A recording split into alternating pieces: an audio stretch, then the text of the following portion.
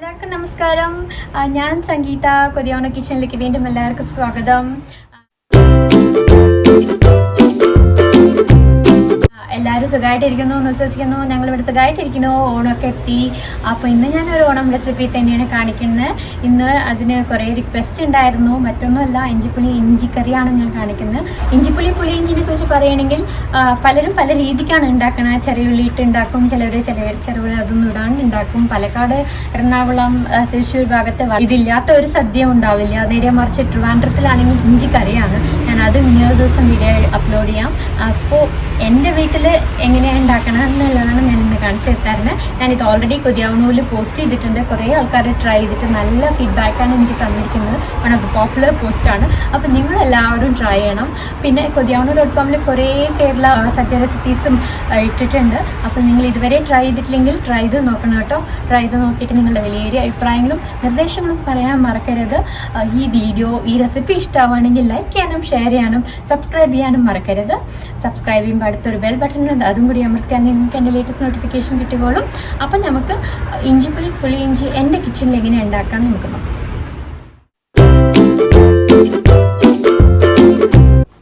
അപ്പോൾ പുളി ഇഞ്ചി ഇഞ്ചിപ്പുളിക്ക് ആവശ്യമുള്ള സാധനങ്ങൾ എന്തൊക്കെയാണെന്ന് വെച്ചാൽ, കടുക് വേണം. കടുക് ഞാനിപ്പോൾ അത് ഒരു 1 ടീസ്പൂൺ കടുക് എടുത്തിട്ടുണ്ട്.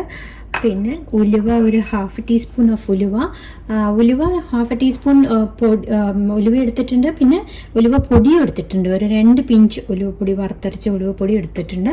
പിന്നെ 1 കപ്പ് ചെറുതായി നുറുക്കിയ ഇഞ്ചിയാണ്. ഇത് വളരെ ചെറുതായി നുറുക്കുക, അല്ലെങ്കിൽ ഒന്ന് ചതച്ചെടുത്താലും മതി, അത് നിങ്ങളുടെ സൗകര്യം പോലെ. പിന്നെ ഇതിപ്പോൾ ഞാൻ 1 കപ്പാണ് ഉണ്ടാക്കുന്നത്. നിങ്ങൾക്ക് ആവശ്യം പോലെ നിങ്ങൾ ഉണ്ടാക്കിയാൽ മതി. ഈ 1 കപ്പ് വേണ്ടി വരില്ല. നിങ്ങൾക്ക് 1/2 കപ്പ് ഇട്ട് ഹാഫ് ഓഫ് ദി ഇൻഗ്രീഡിയൻസ് ഞാൻ ഈ പറഞ്ഞ എല്ലാത്തിൻ്റെയും ഹാഫ് എടുത്താൽ മതി. ഇപ്പം ഞാൻ കൂടുതൽ ഉണ്ടാക്കുന്നുണ്ട്. പിന്നെ പച്ചമുളക് ഒരു 4-5 പച്ചമുളക് ചെറുതായി നുറുക്കിയത്. പിന്നെ നമുക്ക് വേണ്ടത് പുളിയാണ്. പുളി ഞാൻ വലുപ്പത്തിലുള്ള പുളി എടുത്ത് ഞാൻ വെള്ളത്തിൽ കലർത്തി വെച്ചിട്ടുണ്ട്. ചുടുവെള്ളം ഒഴിച്ച് അതിൻ്റെ നീരെടുത്ത് വെച്ചിട്ടുണ്ട്. ഇതിപ്പോൾ ഞാൻ 1 കപ്പ് ഇഞ്ചിക്കാണ് 2 ലെമൺ സൈസ് പുളി എടുക്കുന്നത്. ഇപ്പം നിങ്ങൾ 1/2 കപ്പ് എടുക്കണമെന്ന് വെച്ചാൽ 1 ലെമൺ സൈസ് 250 ഗ്രാംസ് പുളി എടുത്താൽ മതി. അത് നമുക്ക് 1 ടീസ്പൂൺ മുളക് പൊടി, 1/2 ടീസ്പൂൺ മഞ്ഞൾപ്പൊടി, കുറച്ച് കറിവേപ്പില, 2-3 വറമുളക്. പിന്നെ നമുക്ക് ജാഗ്രിയാണ് വേണ്ടത്. ജാഗ്രി 250 ഗ്രാംസ് എടുത്തിട്ടുണ്ട്. ഞാൻ വെള്ളത്തിൽ ചൂടാക്കി പാനിയാക്കിയിട്ടാണ് ഞാൻ യൂസ് ചെയ്യുന്നത്. ഇപ്പം നിങ്ങൾക്ക് അങ്ങനെ വേണ്ടാന്നുണ്ടെങ്കിൽ ജാഗ്രി പൊടിച്ച് അങ്ങനെ ഇട്ടാലും മതി. പക്ഷെ കുറച്ച് കായം വേണം. ഞാൻ കൽച്ചട്ടിയിലാണ് ഉണ്ടാക്കുന്നത് ഇഞ്ചിപ്പുളി. കൽച്ചട്ടിയിൽ ഉണ്ടാക്കുമ്പോൾ കൂടുതൽ ഫ്ലേവർ കിട്ടും. അപ്പൊ കൽച്ചട്ടി ഇല്ലെങ്കിലും ചീഞ്ചട്ടി ആയാലും കുഴപ്പമില്ല. അല്ല നിങ്ങളുടെ ഏതാ ഫേവറേറ്റ് പഞ്ച് അത് യൂസ് ചെയ്യാം. കുറച്ച് വെളിച്ചെണ്ണ ഒഴിച്ചെടുക്കുക. ചട്ടി ചൂടായതും കുറച്ച് വെളിച്ചെണ്ണ ഒഴിച്ചെടുക്കുക. അതിലേക്ക് എണ്ണ ഒന്ന് ചൂടായതും അതിലേക്ക് കുറച്ച് ഒരു 1 ടീസ്പൂൺ കടുകിട്ട് കൊടുക്കുക.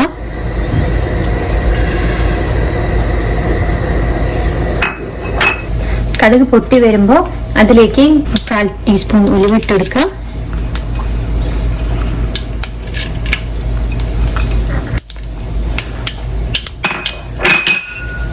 പച്ചമുളക് ഇട്ടെടുക്കുക. ചെറുതായി നുറുക്കിയത് 5-6 ചെറുതായി നുറുക്കിയ പച്ചമുളകാണ്. ഒന്ന് ഇളക്കി കൊടുക്കുക. കറിവേപ്പില ഇട്ടെടുക്കുക. കുറച്ച്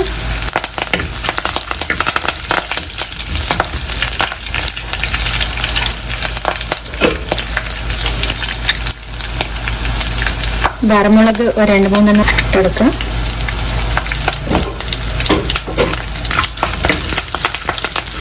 അപ്പം മുറിച്ച് വെച്ച് ഇഞ്ചി ഇതിലേക്ക് ഇടുക. അപ്പോൾ ഇത് നല്ല മീഡിയം ഫ്ലെയിമിൽ ബ്രൗൺ ആവുന്ന വരെ വറുത്തെടുക്കുക. അപ്പം അത് ഒരുവിധം ആയിട്ടുണ്ട്. ഇപ്പം ഇതിലേക്ക് തീ കുറയ്ക്കുക. 1/2 ടീസ്പൂൺ മഞ്ഞൾപ്പൊടി, 1 ടീസ്പൂൺ മുളക് പൊടി, 1/2 ടീസ്പൂൺ മഞ്ഞൾപ്പൊടിയും 1 ടീസ്പൂൺ മുളക് പൊടിയും ഇട്ടിട്ട് നല്ലോണം ഒന്ന് മിക്സ് ചെയ്തെടുക്കുക. ഒന്ന് വാട്ടിയെടുത്താൽ മതി. കായപ്പൊടി ഇടുക. ഒരു പിഞ്ച് ഇട്ടാൽ മതി. പിന്നെ ഒരു 2 പിഞ്ച് ഉലുവപ്പൊടി, വറുത്തരച്ച ഉലുവപ്പൊടിയും കൂടി ഇടുക. അധികം ഉലുവപ്പൊടി ഇടണ്ട, കായ്ക്കും. 2 ഉലുവപ്പൊടി ഇട്ടിട്ട് എല്ലാം ഒന്ന് മിക്സ് ചെയ്ത് കൊടുക്കുക. ഇതിലേക്ക് വെച്ചിരുന്ന ശർക്കരപ്പാനി ഇല്ലേ, ഇതിപ്പോൾ 1 കപ്പ് ശർക്കരപ്പാനി ഉണ്ട്. ഇങ്ങോട്ട് ഒഴിച്ചെടുക്കുക. ഇപ്പോൾ ഇതിൽ 500 ഗ്രാം ശർക്കര എടുത്തിട്ട് ഉരുക്കി 1 കപ്പ് വെള്ളം ഒഴിച്ച് ഉരുക്കി എടുത്ത് വെച്ചിട്ട് 1 കപ്പ് ശർക്കര പാനിയാണ് ഇതിൽ ചേർത്ത് കൊടുത്തിരിക്കുന്നത്. ഇതൊന്ന് തിളക്കട്ടെ. നല്ലോണം തിളച്ചിട്ട് നമുക്ക് പുളിവെള്ളം കൂടി കലത്താം. തിളച്ച് വരുന്നുണ്ട്. ഞാൻ നേരത്തെ ഉപ്പിടാൻ മറന്നു, അത് കാരണം ആവശ്യമുള്ള ഉപ്പ് കൊടുക്കുകയാണ്.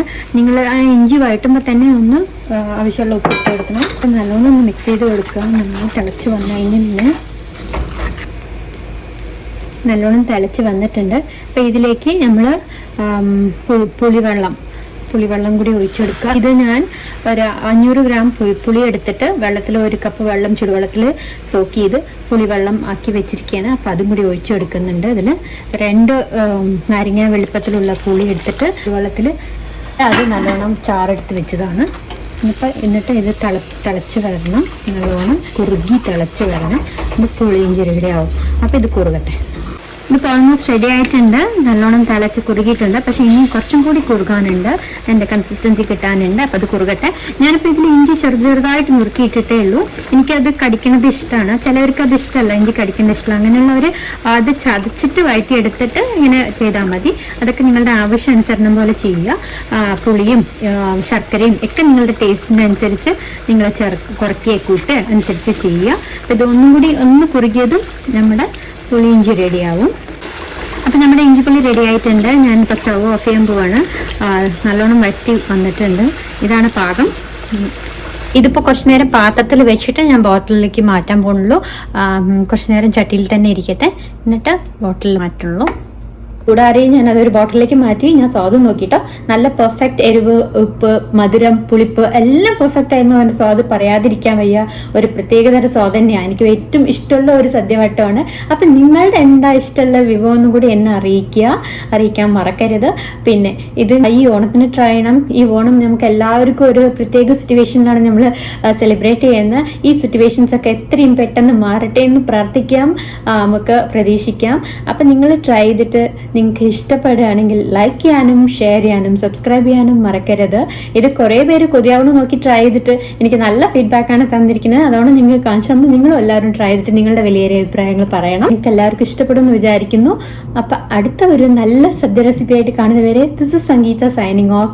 എല്ലാവരും സൂക്ഷിച്ചിരിക്കൂ. Take care. നന്ദി, നമസ്കാരം.